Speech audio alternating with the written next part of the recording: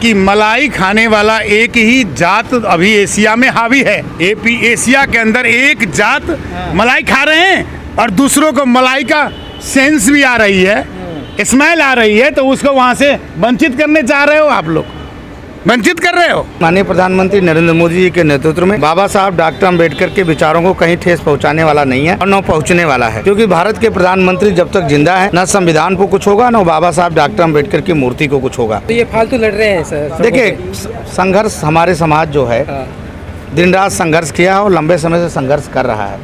हमारा जो समाज है वो संघर्ष की जीवन करते आया है और हमें संघर्ष में सब कुछ मिली है। बीपी मौर्य जी के नेतृत्व में पार्लियामेंट में जो मूर्ति लगी है वो उन्हीं की देन थी जो मूर्ति लगी, और बीपी सिंह की।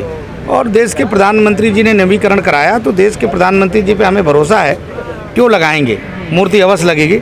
और जो 9 तारीख को जो देश के अंदर अम्बेडकर वादियों ने रोडों पर उतर कर जो प्रदर्शन किया है वो बहुत बड़ी एक चुनौती रही है और सभी देश में मूर्ति की जानकारी लोगों को मिली है तो लोग चल के आए हैं। तो ऐसा नहीं है, और सरकार जो है इस पर चिंतित है। आरक्षण उस पर भी सरकार चिंतित है। सरकार की जो भेषभाषा है वो ठीक ठाक चल रही है। और अध्यादेश क्यों नहीं ला रही सरकार? अगर जल्दी लाएगी, जल्दी सरकार अध्यादेश लाएगी। पार्लियामेंट बंद हो गया, पार्लियामेंट जिस दिन चालू होगा अध्यादेश बुलाएगी। चिंता है दलितों की, बुलाएगी सरकार जो है। अभी त्योहारों का खत्म हो जाने दीजिए, सरकार अध्यादेश ला करके और जल्दी पार्लियामेंट में इसका किया जाएगा। लाखों दलित समाज इस समय चिंतित है और लाखों दलित समाज की ठेस को पहुंचाने वाला जो कार्य हुआ है उस पर प्रधानमंत्री जी ने बहुत चिंतन लिया है और चिंतन करके वो कार्य को होगा। सुप्रीम कोर्ट का फैसला आप गलत मानते हैं? सुप्रीम कोर्ट का जो फैसला है वो सुप्रीम कोर्ट ने जो फैसला दिया है उस फैसले को हम लोग नहीं मानते, लेकिन भारत के प्रधानमंत्री पे हमें भरोसा है। देश के प्रधानमंत्री माननीय नरेंद्र मोदी जी पे हमें भरोसा है, वो सब ठीक करेंगे, मूर्ति भी लगेगी और सब कुछ लगेगा, मुझे भरोसा है। बड़ा गंभीरता से सोचना चाहिए। बाबा साहब के दिए हुए बातों को, संवैधानिक बातों को, संविधान में जो लिखी हुई बातों को, ये भारत के अंदर की मामला है। लेकिन बाबा साहब को मानने वाले दुनिया में बहुत लोग हैं और अभी आरक्षण पे दुनिया भर बात उठ रही है। भारत से बाहर भी आरक्षण पे बात हो रही है, एशिया में बात उठ रही है, हर देशों में। पाकिस्तान में रिजर्वेशन का बात उठ रहा है, बांग्लादेश में उठ रहा है, श्रीलंका में, भूटान में उठ रहा है, नेपाल में बहुत कड़ी रूप से उठ रहा है बातों को, भागीदारी को लेकर के।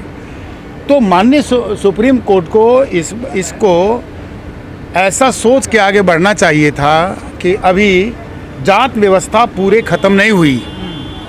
जात व्यवस्था के कारण होने वाले जो सभी काल का जो विक्टिमाइज है, डिस्क्रिमिनेशन है, उसको ख़त्म ना होने दे करके उससे पहले ही ये जजमेंट आना अच्छा बात नहीं है। कहा जा रहा है कि जैसे यूपी है, यूपी में जाटव चमार खा गए सारी मलाई, बिहार में पासवान खा गए, और जी महाराष्ट्र में महार खा गए, और जी राजस्थान में मीणा खा गए, ऐसे आरोप लगाए जा रहे हैं सर। ये देखिए, मैं बता रहा हूँ, ये जातिवादी मानसिकतावादी लोगों का ये काम है।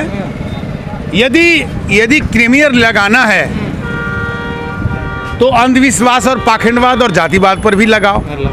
क्रिमिनल लगाना है तो जिसकी जनसंख्या जितनी हो भारी उनके दे दो भागीदारी। ये देश सबका है, भारत देश सबका है। हम ये सुझाव दे सकते हैं कि हमारा नेपाल और भारत का ब्लड रिलेशन है ना, खून का रिश्ता है। तो हम ये निवेदन करना चाहते हैं माननीय सुप्रीम कोर्ट से कि ये जो जनसंख्या के आधार पर जो प्रतिनिधित्व का व्यवस्था होना चाहिए ये सभी को मिल जाए, ये फैसला कर दें। पहली फैसला तो ये ज़रूरी है। और दूसरा ये निवेदन करना चाहूँगा कि जितने भारत के एडवोकेट लॉयर्स हैं वो 1 लाख केस सुप्रीम कोर्ट में दर्ता करें और इस पर हम चर्चा करें कि क्या अब जिसकी जनसंख्या जितना हो उनकी उतनी भागीदारी की जरूरी है कि नहीं। राज्य के सभी जगहों में, यानी सेंट्रल गवर्नमेंट से लेकर के लोकल गवर्नमेंट तक होनी चाहिए, सुप्रीम कोर्ट से लेकर के लोअर कोर्ट तक होनी चाहिए, है कि नहीं। ये इशू आपने आगे ला दिया है। तो ये मेरा मानना है, मैं निवेदन करूंगा कि माननीय सुप्रीम कोर्ट जो है वो इस फैसले को बदलें, और नहीं बदलेंगे तो भारत के और दुनिया के अम्बेडकरवादी जो लोग हैं, जो अम्बेडकरवाद को मानते हैं, उनके दिल में बहुत बड़ा चोट लगेगा और उनको दिक्कतें बढ़ जाएगी। इसीलिए शांति बनाए रखने के लिए अभी ये फैसला आना ठीक नहीं है और मुझे लगता है भारत सरकार इस पे संगीन ले लिया है और भारत सरकार इसको कार्यान्वयन नहीं ना करेंगे, मुझे लगता है। नहीं, उन्होंने कहा कि हम इसको लागू नहीं करेंगे। हाँ, पर बहुत अच्छा बात फैसला कहा। तो लागू हो गया ना सर, सुप्रीम कोर्ट ने जो फैसला सुनाया तो कानून बन जाता है ना। देखिए हाँ। ये मैं बता रहा हूँ, सुप्रीम कोर्ट कानून बनाते ये न हो जाए कि सुप्रीम कोर्ट पर जनताओं की जनविश्वास उठ जाए। ये डेमोक्रेसी है, ये मोनोक्रेसी नहीं है, ये कैपिटलिज्म नहीं है, ये रॉयलिस्ट नहीं है, ये डेमोक्रेसी है। और वो बाबा साहब का डेमोक्रेसी है जिन्होंने जीने को सिखाया है सबको हक, सम्मान, इज्जत, प्रतिष्ठा यानी मान मर्यादा सबको दिलाया है।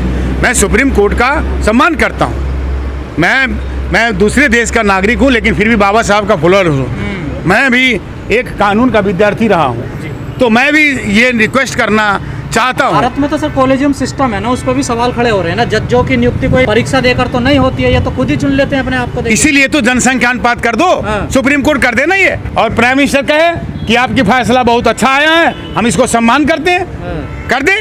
क्रिमिनल वहीं से शुरू कर दे, क्यों नहीं करते आप? पहले सुप्रीम कोर्ट से क्रिमिनल शुरू हो, नहीं, पीएम से, राष्ट्रपति से सुप्रीम शुरू हो जाए, पहले संसद से शुरू हो जाए क्रिमिनल और सुप्रीम कोर्ट में हो जाए। तो उसका मानक क्या होगा ना, क्रिमिनल की बात तो होगी। इसका ये है कि मलाई खाने वाला एक ही जात अभी एशिया में हावी है। एशिया के अंदर एक जात मलाई खा रहे हैं और दूसरों को मलाई का सेंस भी आ रही है, स्मेल आ रही है, तो उसको वहाँ से वंचित करने चाह रहे हो आप लोग, वंचित कर रहे हो। क्या है जनसंख्या? अगर सरकार कह रही है कि इस फैसले को हम लागू नहीं करेंगे तो अध्यादेश क्यों नहीं ला रही है वो?